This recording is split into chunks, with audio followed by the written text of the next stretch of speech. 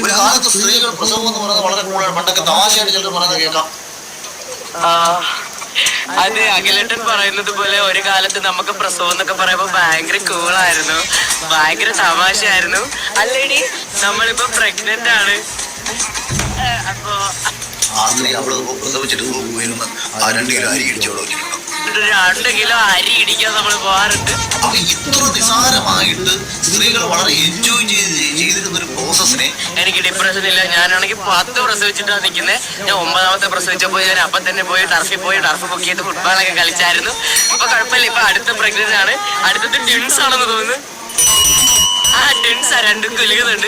ഇത് പ്രസവിച്ച ഉടനെ തന്നെ എനിക്ക് 2 കിലോ അരി ഇടിക്കണം. അതുപോലെ തന്നെ എന്റെ അമ്മ പ്രസവിച്ചെന്ന് പറയുമ്പോൾ എന്റെ അമ്മ പണ്ട് ബാക്ക് ഫ്ലിപ്പ് അടിച്ചപ്പോൾ ഞാൻ അതുവഴി വയറുവഴി വന്നതായിരുന്നു കേട്ടോ.